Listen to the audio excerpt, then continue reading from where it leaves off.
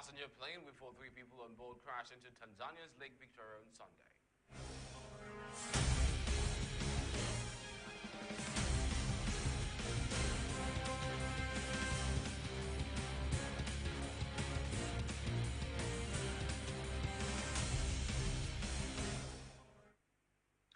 Hello and good afternoon, and welcome to the 1 p.m. English News edition on Golfe TV Africa. I'm Metohuey ADOGLO with my colleague Hazel. OGOIGBE. Very beautiful afternoon to you, Metohuey ADOGLO. How are you? I'm good, ready to go. Great, let's get started. Now let's take the traffic lights at the Marina Junction in Cotonou, like many others in the city, are out of order.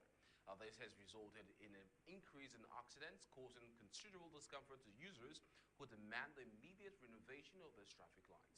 We have more for you on that.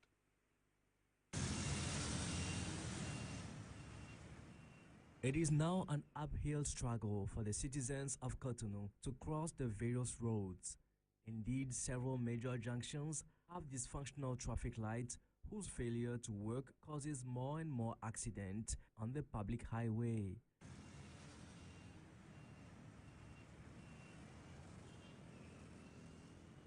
During rush hour at the Marina Junction, there is a huge traffic jam blocking the smooth flow of vehicles.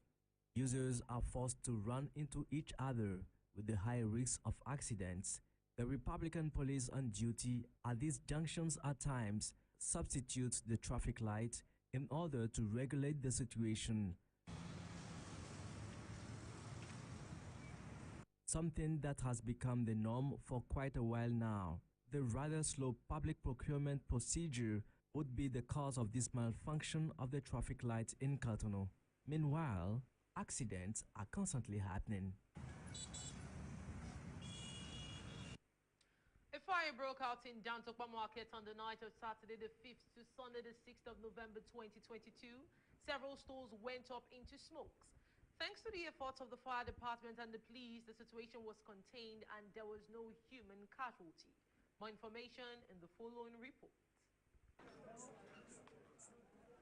This is now a common situation at the Dantokpa Market in Cotonou. This time around, it was at dawn on the plastic goods stands that the flames destroyed everything on their path, leaving behind burned stores and goods, as well as merchants who has lost everything overnight.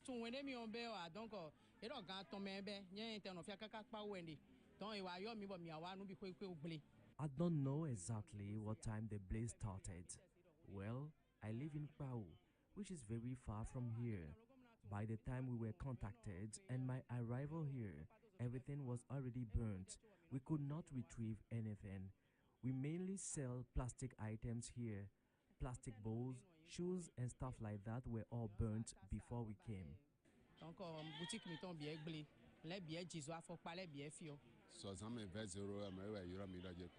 It was around midnight that we received a call to let us know about the fire, and we rushed back here.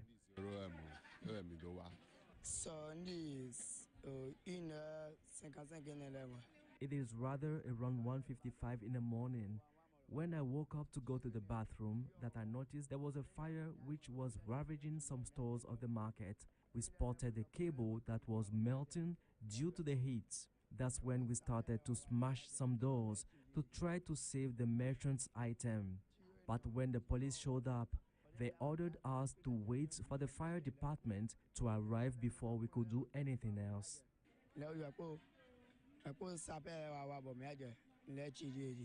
The actual source of the fire is not yet known, but according to the people we met, it was a short circuit.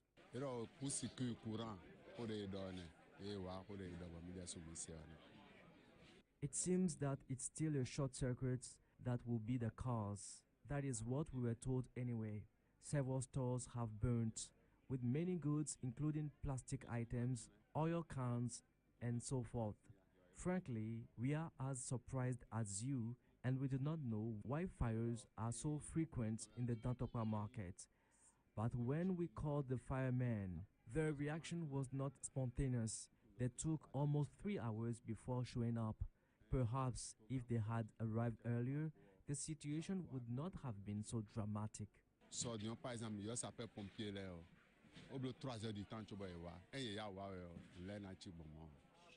As a reminder, back in 2015, 2016, 2018, 2021, and earlier in May of this year, the international market of Dantokba has already experienced similar incidents.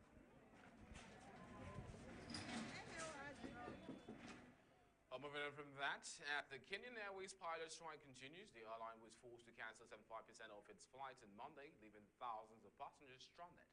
Members of the Kenyan Pilots Association began the industrial action on Saturday despite the court suspension order after it failed to reach an agreement in talks with management on better working conditions.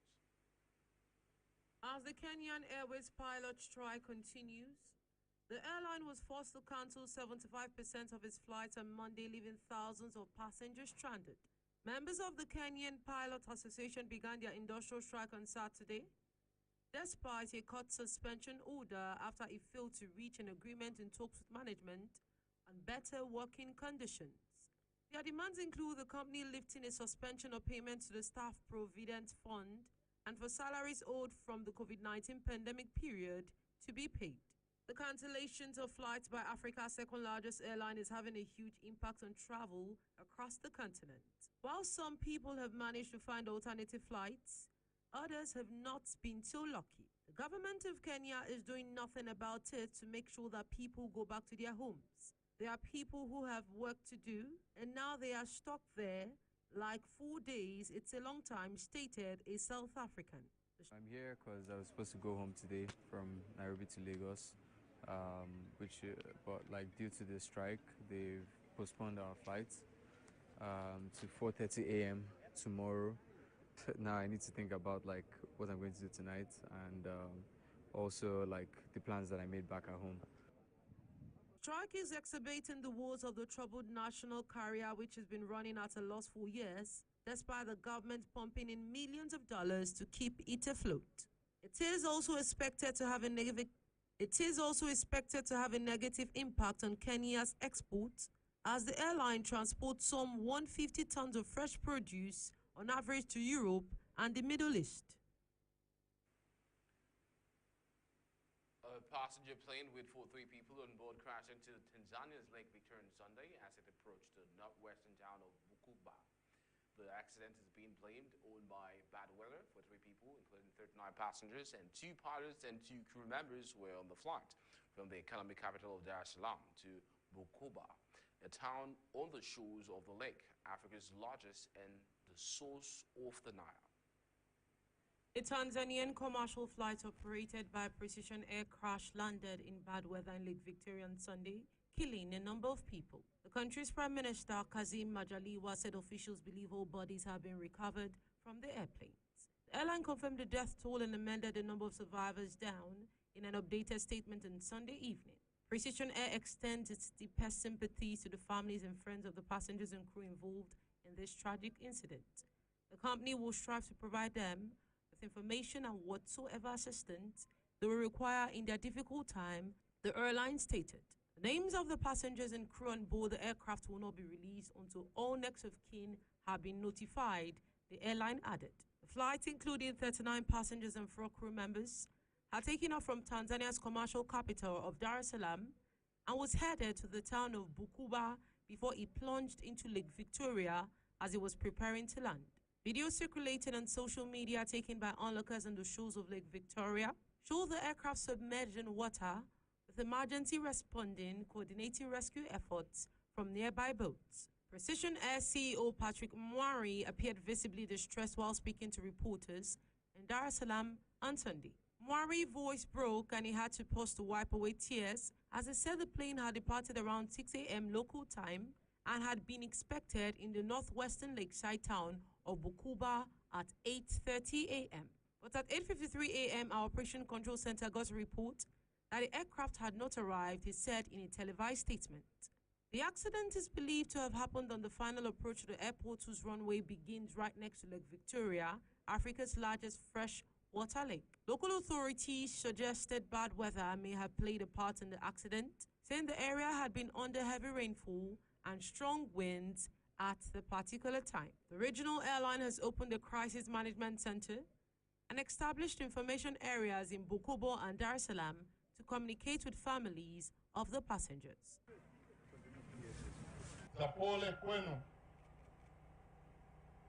I'm sending my condolences to you all for your great loss.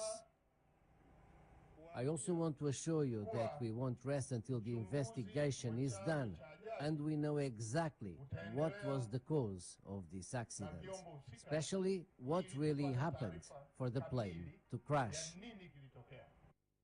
Social media videos showed the plane almost fully submerged with only the green and yellow livery on the aircraft still visible above the waterline. Following news on the crash, Tanzania's president took to social media to call for calm, while rescuers worked at the site of a downed plane. Precision Air is a Tanzanian airline based out in Dar es Salaam. At least 26 people have been rescued and evacuated to a hospital. Tanzanian President Samia Suluhu Hassan expressed her condolence to those affected by the crash and asked people to remain calm while the rescue operations continue. Sunday's accident comes 5 years after 11 people were killed when a plane belonging to a safari company crashed in northern Tanzania. Still on the Tanzanian story, a follow-up, Tanzania on Monday held a special mass funeral for the 19 victims of Sunday's plane crash in Lake Victoria. Now, the burial service was attended by Prime Minister Kassim Majaliwa, who confirmed that 26 people were rescued after the Precision Air flight from coastal city of Dar es Salaam plunged into the Lake Victoria.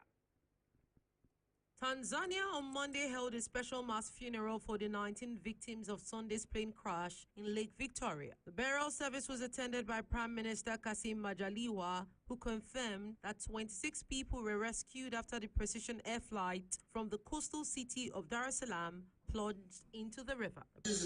Information on rescue efforts show that the number of people who have been rescued stands at 26. This includes 22 passengers, 2 flight attendants, and 2 people who later lost their lives. The total number of people who have lost their lives is 19. They include 17 passengers and 2 pilots. However, 2 locals who were present at the scene of the incident were injured but were rushed to hospital where they are recuperating. They have been counted among the 26 people who were rescued. Prime Minister stated that 2 locals who were injured and were recovering in the hospital were included in that number. Police stated that the aircraft was flying at about 100 meters, equivalent to 328 feet, when encountered by problems and bad weather. The company said the aircraft was ATR 42500, manufactured by Toulouse-based Franco-Italian firm ATR, and the aircraft had 39 passengers, including an infant, and 4 crew members on board. Video footages broadcasted on local media and also social media showed the plane largely submerged as rescuers, including fishermen, waded through water to bring people to safety. Emergency workers attempted to lift the aircraft out of the water using ropes, assisted by cranes, as residents also sought to help. The president of Tanzania, President Samia Suluhu Hassan, expressed her condolence to those affected by the accident, saying, "Pray to God to help us." Historically, the disaster ranks among the deadliest plane crashes in the East African nation's history. Now, as Ghana is going through a heavy economic plunge and the current situation in the country, we spoke to Winfred Metohuey to give us a little bit of details about the economic situation of the country. He had this to say. Hundreds of Ghanaians mobilized Saturday to demonstrate against the unprecedented economic crisis in Ghana and demand resignation of President Nana Akufo-Addo and his Vice President Dr. Mamadou Buhari. The rally took place at the Upper Square located at the Kwame Nkrumah Entertainment Circle. The placards read, 2 years is too long to endure the situation, resign or be impeached, citing the 1992 Constitution. Mr. Pegbu said the President should submit his letter of resignation to the Speaker of Parliament and do the needful. According to him, the President Akufo-Addo would not be Ghana's first president to resign, hence the need for him to do so and save his name. The President on his part had to respond to the call for the resignation by Ghanaians, had given him the mandate to govern and solve the country's problems, and he would not resign, but rather fight to find the solutions to the current challenges facing his citizens. We have Golfe TV correspondent Winfred Metohuey is live on ground to bring us the story. Good afternoon, Winfred. How are you? And thank you for joining us today. Good afternoon, ADOGLO. I'm doing very fine, and thanks for having me on Golfe TV Africa. My pleasure. Now we'll go very quick. Now, what was the purpose of Saturday? What was the purpose of Saturday's demonstration? Okay. Actually, the purpose for this Saturday's demonstration is for Ghanaians to decry the hardship that they are going through. Currently, the country is going through economic difficulties, and the prices of fuel keep increasing on daily basis. The price of foodstuffs keep increasing on daily basis, making the living condition of Ghanaians very difficult to the extent that people are finding very difficult to feed themselves on daily basis. For this reason, they have decided to come together to demonstrate to demonstrate against the president of the country, calling on the president to put measures in place to see to it their living conditions to be improved upon. So on this particular Saturday, several Ghanaians gathered at the Kwame Nkrumah interchange to demonstrate against the government. So from Kwame Nkrumah interchange, the demonstrators walked throughout Kwame Nkrumah interchange to the Opera Square, to the Independence Square, which is also known as the Blaster Square, to make their complaints known to the president, because nothing is working currently. As I'm talking to you, every day prices of goods and services are increasing. If you bought a trotro, which is a public transport known as trotro, if you bought a trotro today at a fare of, let's say, 50 pesos today, by the time you go tomorrow, it may be increased to 20 pesos, to the extent that recently, I think that was just last week, a passenger bought trotro knowing very well that the fare was a particular amount. And when he got into the trotro, the mate told him that he has to pay an extra amount, which he refused to pay. And because of this, they started arguing among themselves. They came out of the car, and in the course of fighting, the trotro guy gave one punch to the passenger. He fell on the floor, and that was the end. He lost his life because of what? 20 pesos. So the situation is becoming very difficult for Ghanaians to the extent that if nothing is done about it, where the country is getting to will be very difficult for Ghanaians. Now, how bad is the current economic? I mean, you've explained how bad the current economic situation is. Now, also taking into account the IMF aid the President Akufo-Addo has requested, is the aid from the IMF a reliable solution? Well, for the president, it's a reliable solution, but many Ghanaians feel it's not a reliable solution, because if a country is in an economic crisis, it's true we need more money in the system, but what, as a good leader, what one has to put into practice is you ask yourself, what am I doing that is not right? What am I supposed to do right for things to change? Currently, the current government has several ministers, some ministries that are not important, and the president has been called upon to reduce his government. Till today, he's doing nothing about it. Also, the president drives about more than 30 V8 vehicles around whenever he's going through the country, fueling all these vehicles, and one of the vehicles carries his chair, the chair that you sit on, going around the country whenever he's traveling. And this is making things very difficult for Ghanaians. Ghanaians are not having food to eat, but the president has set aside a car that carries the chair that you sit on wherever he travels throughout the country. And this cannot be understood. The IMF, yes, the money they can go to the IMF and get money into the system. But how far will this go if the government is not taking measures within the country that will see to the changes that Ghanaians are calling for? So yes, it will work at the same time, and it will not work. Now, the question everyone is asking outside Ghana is Akufo-Addo to blame? Now, is Akufo-Addo to blame? Sure, we know a lot of Ghanaians believe Akufo-Addo is to blame. But is this unanimous in Ghana, or is this still split along party borders? Yeah.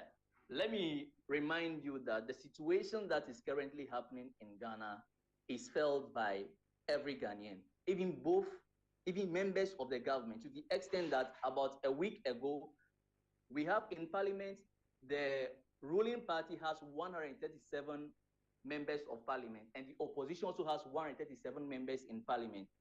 Out of the 137 members of parliament for the ruling party, which is the New Patriotic Party, NPP, 80 of them came up recently calling on the government to sack the finance minister, because they feel the finance minister is not putting adequate measures in place to see to it that the economy is brought back on track. But since the president feels the finance minister can Ofori-Atta is his cousin, and for that reason he cannot sack him, he kept maintaining in that position. So it's something that is felt by everybody that the president has a hand in this situation. The president has a hand in it in the essence that he's not doing anything that Ghanaians are expecting of him to do to change the situation. So lastly, very quickly, what options does the president have? Resign or be impeached? Which do you think he would go for?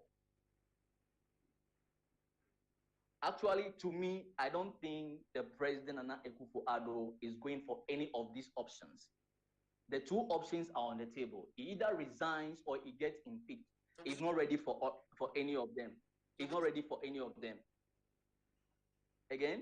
So will he be impeached? If I didn't hear you right. Resign is not on the table, is impeachment the only solution? Will he be impeached? Can he be impeached? Yes, he can be impeached. And even some Ghanaians feel that because on the demonstrating ground on Saturday, few participants that I spoke with are of the mind that even the NDC, which is the opposition party, is not playing a key role to see to the government gets impeached or resigns, because they feel both of them have equal number of members of parliament in the house.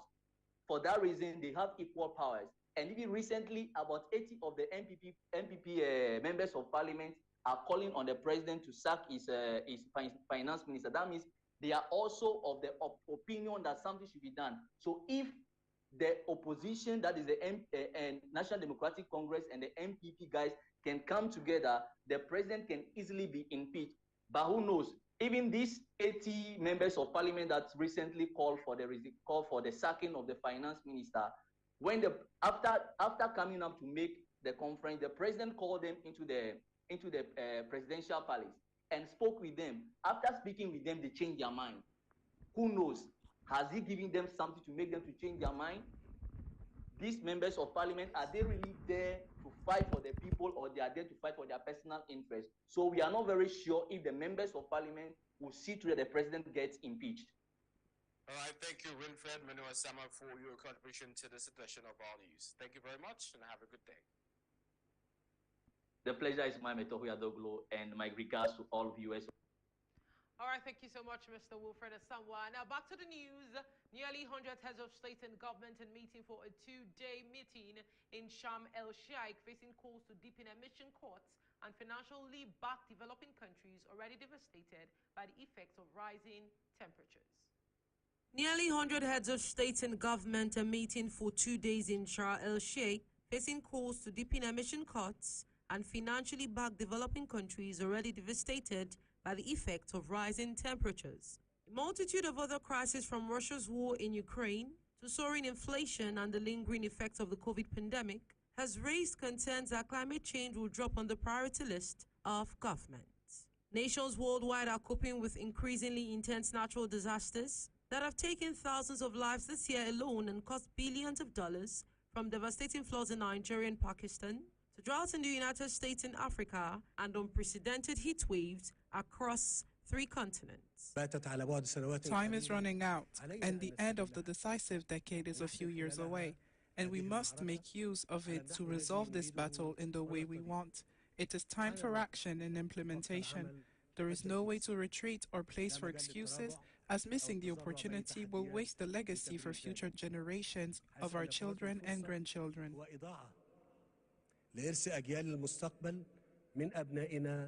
On Sunday, the heads of developing nations won a small victory when delegates agreed to put the controversial issue of compensation for loss and damage on the summit agenda. Pakistan, which shares the powerful G77 plus China negotiating bloc of more than 130 developing nations, has made the issue a priority.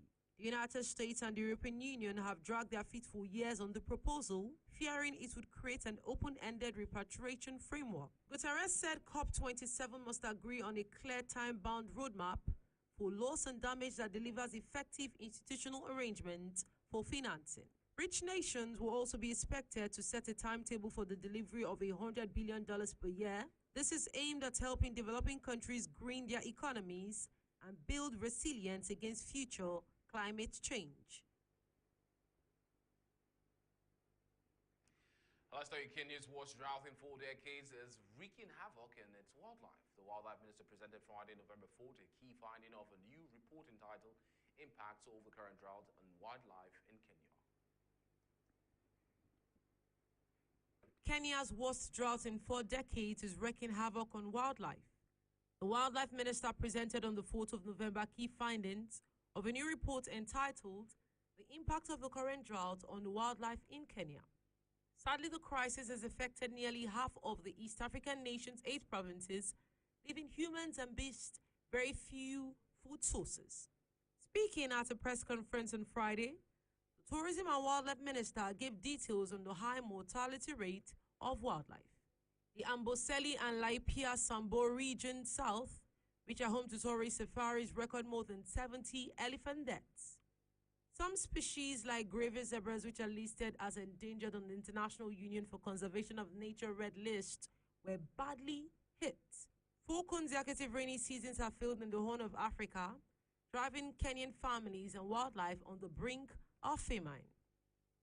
Kenyan Tourism and Wildlife Minister said authorities were dropping off hay for the animals. The ministry warned in a report unveiled on Friday that the figures released were likely far from comprehensive, as some carnivores could have devoured some carcass.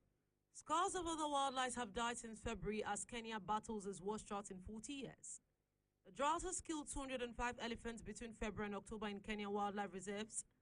Kenya recorded the death of 512 gnolls, 381 zebras, 12 giraffes and 51 buffaloes in the same period. Friday. The drought has resulted in the deaths of the following species of wildlife. Wildebeest, we've lost a total of 512 animals. Common zebra, we've lost a total of 381. Our elephants, we've lost a total of 205. Officials say more than 500,000 people in the northern Kenyan region of Turkana are facing starvation, largely due to a lack of rainfall over 4 seasons. Home to a large elephant population, northern and southern parts of Kenya have been most affected by the drought. The charity Save the Elephants reported last month the death of a famed calf that was known for being a twin, a rarity for elephants during the drought. Extreme climate conditions also killed more than 40 rare and endangered gravy zebras in Kenya in just 3 months, according to conservation group Gravy's Zebra Trust. Sporadic rainfall has finally started in East Africa, but authorities expect below average precipitation in the coming months. Kenya's wildlife is a major tourist attraction. Tourism brings about 10% of the country's economic output and employs over 2 million people. Scientists say droughts are becoming more severe and long-lasting as a result of climate change, which is caused by the continued use of fossil fuels. The Congolese army has announced a general mobilization for youth to fight the rebels from the March 23 movement, or the M23, who are gaining grounds in the Eastern Democratic Republic of Congo. More information in the following commentary. The Congolese army has announced a general mobilization of youth to fight the rebels from the March 23rd movement, or M23, who are gaining grounds in the Eastern Democratic Republic of the Congo. This follows calls by DRC's President Félix Tshisekedi for youth militant groups. At the news conference, the Democratic Republic of Congo's army spokesman, Major General Sylvain Ekenge, stated that the nation is in danger and it needs its worthy sons and daughters to serve it under the flag. This would enable them defend the integrity of the territory. M23 rebels have captured swathes of new territory in recent weeks, stated the government spokesman. The M23 advances have displaced an estimated 183,000 people in northern Kivu alone since the 20th of October, and it destabilized relations in Central Africa. Foreign ministers of the DRC and Rwanda agreed on Saturday to boost efforts to de-escalate tensions and resolve their political crisis, with the DRC accusing its smaller neighbor of backing up a rebel militia.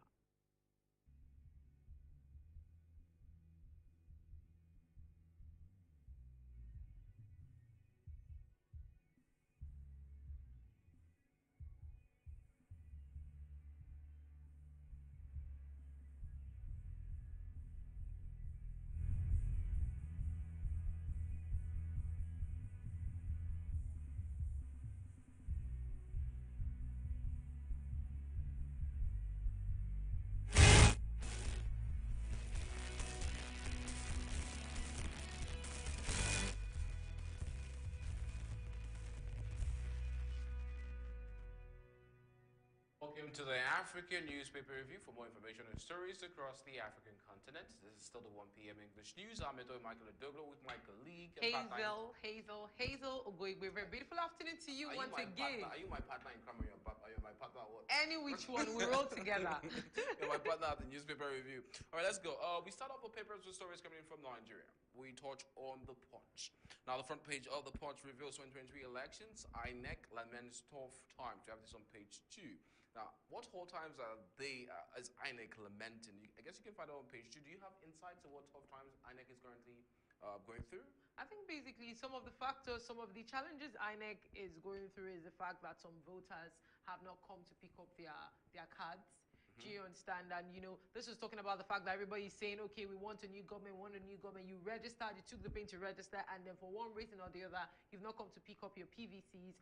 And then another factor, I think another challenge that INEC is also facing is, sometime last month, an organization was talking about the fact that they should postpone the date for the election, and INEC is like, the date's already cast on stone. We cannot and we will not change the date. So I think maybe also this insecurity in some parts of Nigeria, because as at this morning, I read on the pages of one of the dailies talking about the fact that United Kingdom has issued, you know, a warning for like 12 states in Nigeria that are out of band security alert. So, you know, when there's a security alert or when there's insecurity in some parts of Nigeria, apparently, INEC staff will not be granted freedom into those places. Okay, so looking more into that, I just realized, we just saw also that it says flood overruns 20 INEC buildings. Oh my God. And chairman 6 new offices. That's amazing. So there's like floods have taken It's a whole lot of things. Now the agency also is grappling with 600 cases in court, and then a lot of the buildings want new equipment to be able to Definitely, run. so that's double expenditure. Exactly. Now moving on from that, it says suspense as ASU ESCO meeting runs into midnight. We had it on page 13. Still on ASU. You know, the thing about when when universities in Nigeria called off the strike, I was very specific about the use of English. It was not called off, it was suspended. Because it was literally like the action the federal government of Nigeria literally compelled university lecturers to resume. Now you compel them through a court injunction. Now the reason for the strike, the federal government has not been benevolent enough to meet Nigerian lecturers at the point of their knees. Okay, you force them to resume, and then they resume. And then the last straw that broke the camel's back was they paid them half months, they paid them half salary. And they're like, oh wow, oh wow. So we decided to obey you, and rather than paying us, now you're going to pay us half salary. And what's the problem? Is it that the government does not have the money? Because we look at it and we see how much the government is spending on gardens. We see how much it's spending on ministries. That is the question. Do you understand? It just simply shows a whole lot of Nigerians where the priority of the Nigerian government is at this point in time. Because they're not asking for any Herculean task. They're asking for basic needs that is very, very important. And just imagine the psychology of the lecturers that are teaching. My younger sister, I'm just feeling for her, because at the end of the day, it's just going to be a double catastrophe. Because the lecturer comes into class and is not even upset, angry, will fail you, transfer aggression. Exactly. It's just going to be, everything is just going to be. Try to make the money off the students. Exactly, exploiting students. It's crazy. All right, that is on page 13. We also have low enrollment, migration flooding hurt Ogun village schools. Also, last month, Kent arrests motorists on roads without signs. The Commissioner of Police has come out to say we have it on page 3. Now, also, day 138, daughter in court, Echo earner still in prison. You can find out more about that on page 23. Now, looking at the top half of the paper, it says, we can go back. This is not the paper. We can go back. Now, Buhari 6 G7 support. We have that on page 38. And third, UK wants citizens to avoid 22 states. Now, also, Bauchi governor demands Atiku apology. We have that on page 35. Moving on from that, we can head now to the next part of the edition as we touch on the nation, the Punch. Now, still, we can keep that there. Now, 2023 elections, INEC laments tough times, and let's move on from that. Let's head now to the Punch Extra. The front page of the Punch Extra reveals, again, it's the time for Osimhen show. Osimhen is a Nigerian international player who plays for Napoli, and he's in currently very, very fine form, scoring a lot of goals, has attracted interest from English Premier League clubs, from Manchester United, Chelsea, Arsenal, and even Manchester City, who have Haaland, currently have Haaland. Now, as the World Cup approaches, players players that are in fine form all know they are going to make it into the World Cup squad to go and represent their nations in the World Cup. So now we're taking a look as the World Cup is just 12 days to go. Qatar 2022, 12 days to go. Now we're looking at a couple of stories. I'll link it up to that. Now we'll talk about Madrid hijack Chelsea beat from Kuku. We have it on page 8. Jones may replace Ontuti for Southampton. We have it on page 4. Etebo Aribo set for a return as Pereso releases this week for the list. That's the list for the World Cup for the Nigerian Super Eagles. That's on page 7. 65 million Napoli striker rated Nigeria's most expensive footballer ever. We have that on page 6 as well. Also, Kalu Bag trust a Kong set for 10th game. We have that on page 6. Newcastle Belgian Hazard to come into their side in this January transfer window. We have that on page 5 as well. Baresi backs plan to beat Spurs. Bayern boss expects tricky PSG tie. We have that on page 3. Okay, the UEFA Champions League draws were announced for the round of 16, and then Bayern Munich is going to be playing. Bayern is going to be playing PSG, and the PSG, the Parisian side, are kind of very unhappy, and they feel that maybe that polling was rigged. Well, we can find out more about that on page 3. And also Liverpool battle Madrid. Liverpool, the second most successful club in the Champions League, is battling the first most successful club in the Champions League for the round of 16, headed into the quarterfinals. That's all we have for you for the sports edition. Moving on from that, we head now to the Daily Guide Ghana. The front page of the Daily Guide Ghana reveals renewable energy is priority. Nana Akufo-Addo. Nana Akufo-Addo is experiencing a lot of problems in the economy, and a lot of ministries, a lot of money is being wasted, and now he's coming out to say renewable energy is a priority. It just begs the question. I just keep asking myself, what is the priority of lots of African leaders? A whole lot of them. Right now, Ghana is facing an inflation. People are saying you should resign or you'll be impeached, and then you're coming up to bring up new projects. They call this Elephant Project. Can you solve the challenge Ghana is facing right now, or would you peacefully and honorably resign? I don't understand the fast. So, why do African leaders find it difficult to resign when you know you failed? Truss was in office in the United Kingdom for how many days? And she said, this is more than I can carry. Let me honorably resign because I know that I cannot face this pressure. So what is the thing about this resignation? That's because she was in a true system of democracy, and there was oversight. There's no oversight over presidents, over African presidents. African presidents are literally kings. Presidents in countries like Germany, well, not presidents. There's a prime minister, a chancellor there in Germany, and then there's a prime minister in the United Kingdom, and there's a president in the United States. But there's oversights. The oversight in the United States is the judiciary. We have the Senate. We have the lower house. They all account for oversight. So when a president makes a bad step, they can all find him accountable, and they can impeach him. We saw what happened with Donald Trump. Permit me to interrupt you. Yeah. I beg to differ with you saying that African leaders are kings, because we have the executive, we have members of the House of Senate, but because of their selfish interests. Let me ask you this question. They would not want to vote against them because of what they stand to gain. But if all of them can unanimously say this is wrong for our country, he surely can be impeached. Okay, fantastic. That's what I was coming to. How many times has an African leader been impeached in because history? the people that are capable have refused. They've refused because of what they stand to gain.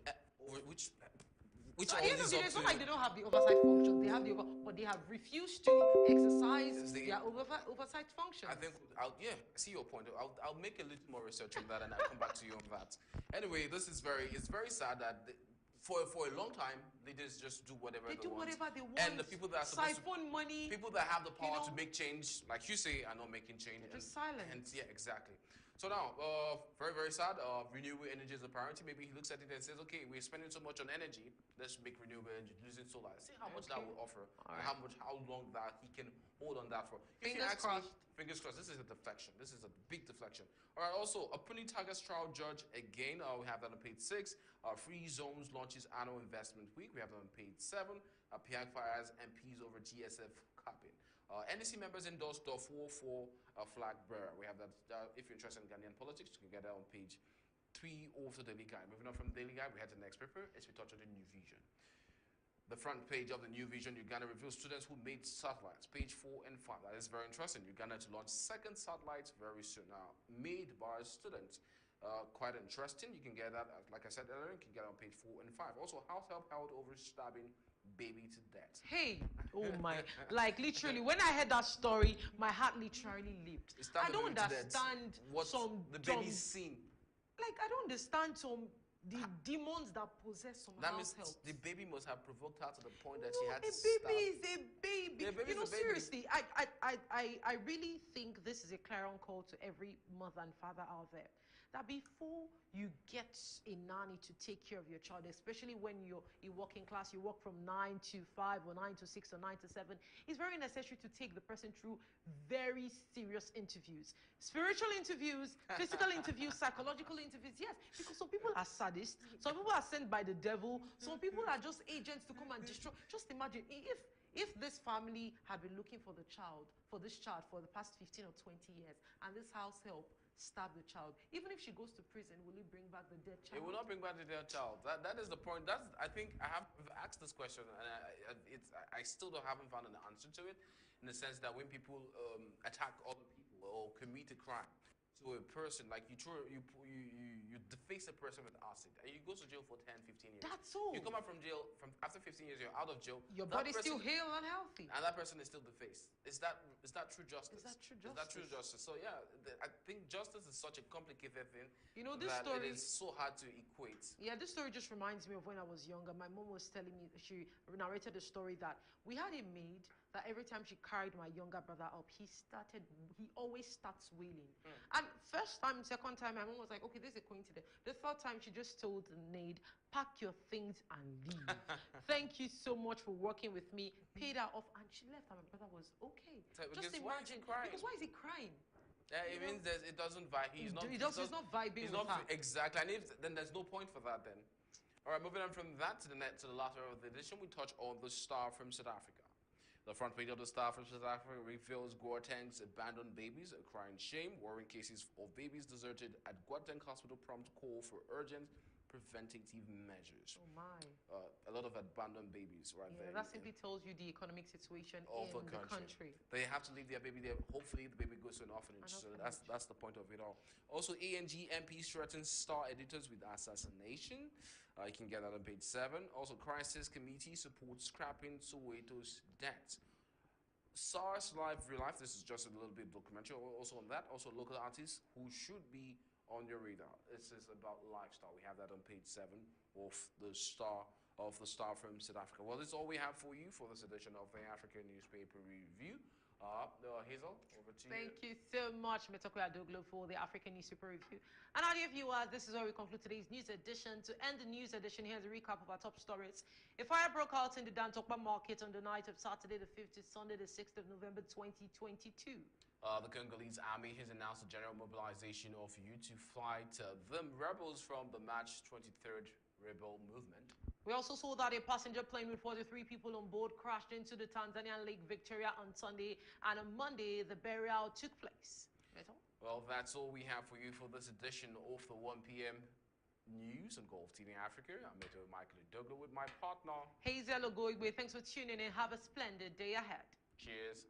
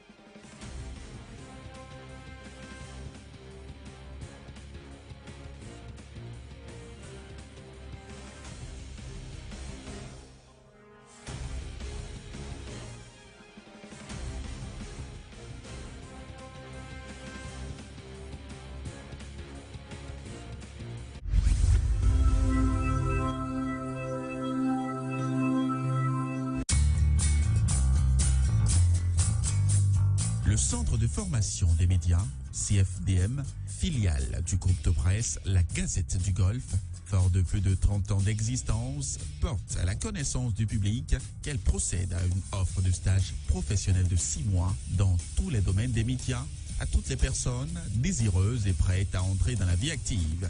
Les postulants, africains en l'occurrence, devront provenir d'une école régulière